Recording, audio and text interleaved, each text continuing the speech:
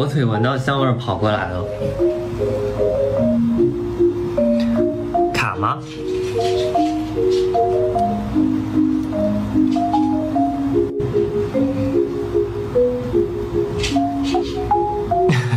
这个菜是给我点的吗？刚才那一盘。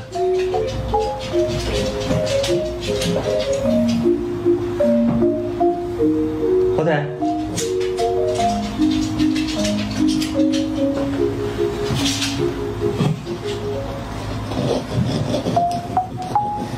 想不想吃？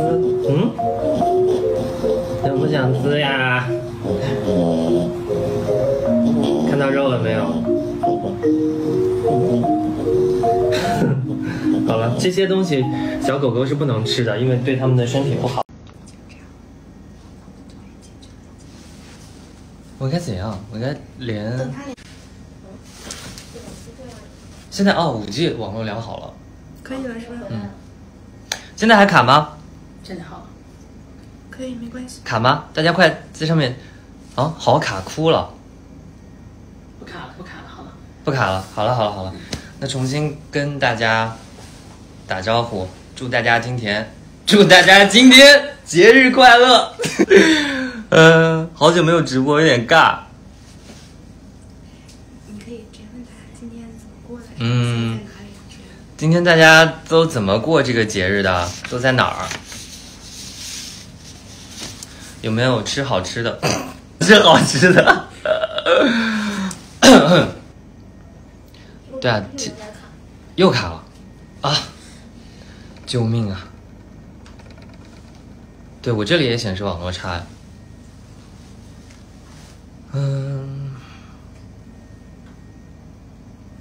今天怎么过的？今天我就在这儿陪大家直播度。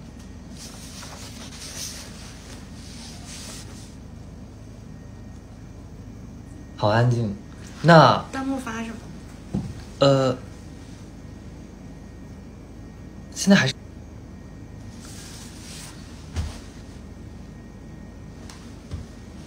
又卡住，怎么办啊？这么卡。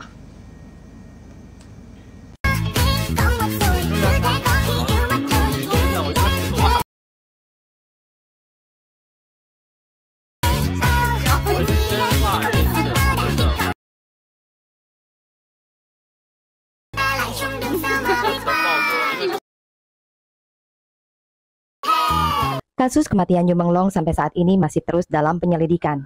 Keterangan dari manajemen Yumenglong yang berubah-ubah membuat publik semakin curiga dan mendesak pihak polisian untuk melakukan investigasi secara terbuka.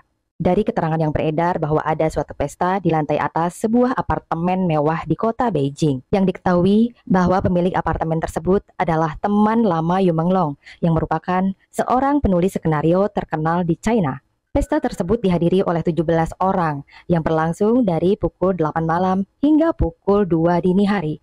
Menurut keterangan saksi yang membersihkan tempat pesta, ditemukan 41 botol minuman keras yang berada di tempat itu dan beberapa di antaranya merupakan pemberian dari salah satu orang terkaya dan berkuasa. Serta ditemukan beberapa bungkus obat-obatan yang saat ini belum diketahui jenisnya.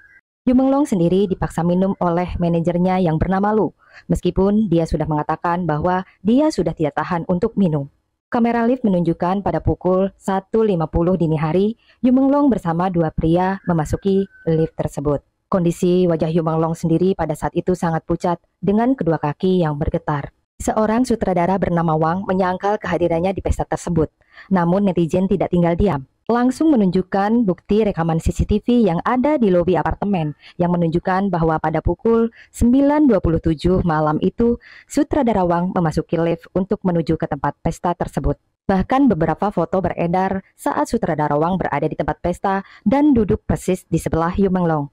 Pada pukul 2.30 dini hari, rekaman CCTV menunjukkan bahwa sutradara Wang di saat itu sedang terburu-buru hendak keluar dari apartemen tersebut dan sempat menabrak kereta dorong petugas kebersihan apartemen. Sosok Yumenglong adalah seorang public figure yang profesional saat tampil di depan publik. Kita tidak akan pernah tahu seberapa berat hidup yang telah dilaluinya dan seberapa besar tekanan yang telah diterimanya. Semoga keadilan bisa terwujud. 保证书对已在互联网上发表了不实言论特别后悔，我深刻到认识到，发表这些不实言论会造成一些不好的影响。我已然深刻反省到自己的错误，我已经真诚悔过，并保证不再出现此类错误。保证人，2025年9月16号。井冈山市公安局提醒您：互联网不是法外之地，网络言行要负法律责任，网络生活人人共享，网络安全人人有责。让我们一起共同关注网络安全。Kasus Yumenglong ditutup oleh kepolisian China. Jutaan akun sosial media yang menyerukan keadilan, men-share video-video dan foto pada kasus ini semua lenyap, hilang dari peradaban. Semuanya diblokir, jutaan akun, bahkan ada akun sutradara terkenal yang menyuarakan keadilan untuk Yumenglong juga lenyap akunnya. Pemilik apartemen tempat mereka berpesta-pesta pindah entah kemana, pergi begitu saja, aman nyaman. Teman-teman yang berpesta bersama dia yang terlibat pada kematian dia clear. Sosial media, jejak digitalnya semua hilang, dibersihkan. Ada asumsi bahwa ini ada keterkaitan dengan salah satu elit Partai Komunis Tiongkok. Jadi semuanya mudah untuk dihilangkan. Kita tidak bisa berbuat apa-apa, tapi kita bisa tetap menyuarakan karena akun kita tidak akan mungkin di-delete sama polisi Tiongkok.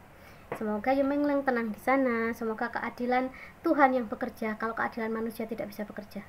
大家好，我是于朦胧，就是我的名字叫于朦胧，也是因为一首歌曲，这个歌曲呢叫《月朦胧鸟朦胧》，是同名电影的主题曲，是琼瑶老师的。然后就因为这部电影，我有了这个名字。月朦胧鸟朦胧。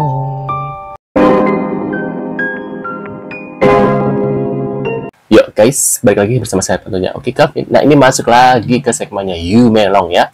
Di sini ada info terkait momen Yumenglong terlihat baik tapi tidak baik-baik saja guys ya. Awalnya tersenyum gembira, begitu lihat kamera, tapi kemudian pas menoleh ke belakang langsung berubah raut wajah sedih dan menunduk, menatap kosong seperti menahan beban berat yang nggak bisa diungkap ya. Beristirahatlah dengan damai keke ya. Bahagia di sana. Mukanya ada bekas memar foto bulan Agustus ini guys. Tuh kalian bisa melihat ya. Ini pas jatuhnya yang sebelah bawah. Ini ada yang dibuletin tuh yang warna merah ya, di atas, dan ini yang di tengah nih ada yang pakai masker hitam. Itu ada buletan juga tuh, ada memar kelihatannya ya. Nah ini kita lihat lagi ada apa lagi. Ini momen Yumenglong live ya, ganteng juga ya dipikir-pikir. Kayak siapa gitu ya, kayak pernah lihat ya. 也不是 PK， 也不是有两个对话的那个。 Mungkin akhir-akhir ini teman-teman juga ada dengar berita mengenai aktor sekaligus penyanyi asal Cina Yumenglong yang dikatakan bunuh di tanggal 11 September kemarin. Keputusan dari kepolisian Cina sendiri baru publish tanggal 21 September kemarin Senin. Sebelum itu aku mau kenalin singkat siapa ini Yumenglong. Jadi Yumenglong ini kelahiran 1988, terlahir dari kota Urumqi, daerah Xinjiang Uyghur. Dari dulu emang beliau suka... Bentar, 1988? Wow, tua juga ya, berarti sekarang 37 gitu ya. Kesenian nyanyi ataupun acting. Akhirnya beliau dan ibunya pindah dari Xinjiang ke Beijing dan mengawali karirnya di tahun 2013. Jadi inti dari pernyataan kepolisian Cina yang pertama, Yumenglong itu tidak sengaja jatuh karena mabuk berat. Yang kedua, perkataan atau kalimat di mana Yumenglong itu disiksa atau dijual ke orang kaya atau penindasan kepada adik ibu Yumenglong untuk dilarang speak up itu merupakan rumor menurut kepolisian Cina. Pastinya pernyataan ini mendapatkan pro dan kontra di masyarakat Cina, terutama fans dari Yumenglong. Rest in peace buat Yumenglong atau Menglongke di sana yang terkenal baik hati dan lembut.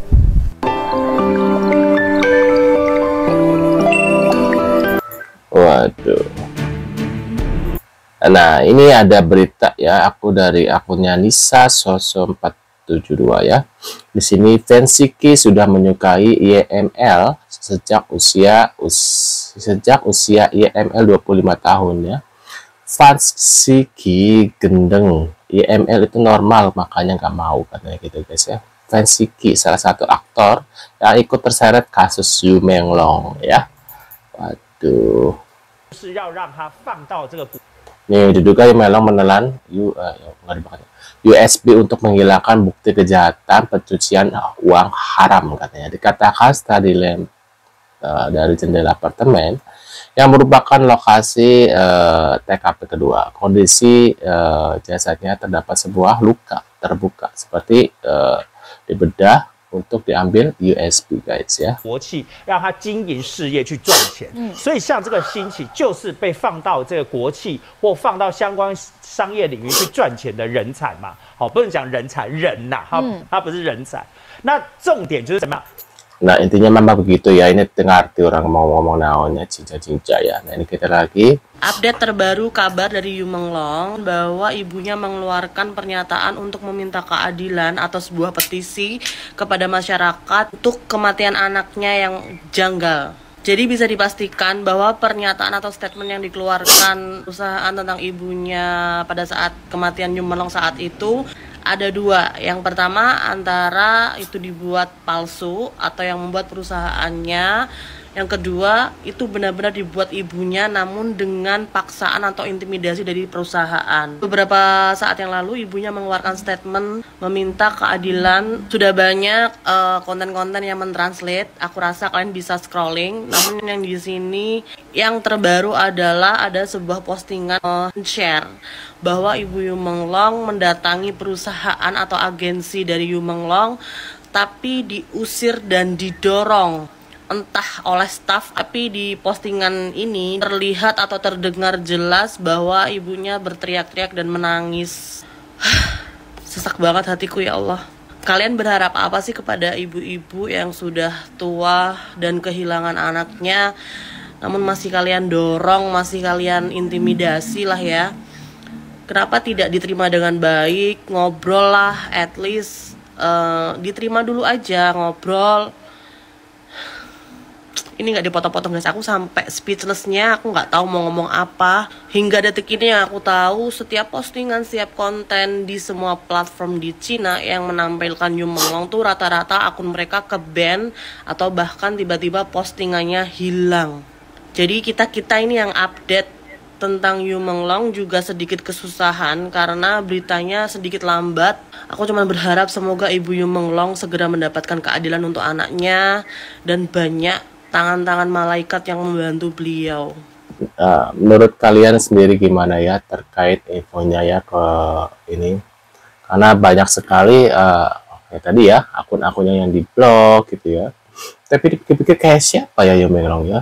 Lumayan ganteng juga sih menurut aku. Jadi kalau seandainya rumor itu benar gitu ya, gak heran jadi sasaran untuk para elit global, yaitu kaum LGBT ya. Menurut kalian sendiri gimana terkait infonya ini? Mungkin kalian ada info terbaru lagi ya. Tadi ada berita terkait USB ya. Nah, kira-kira apakah benar guys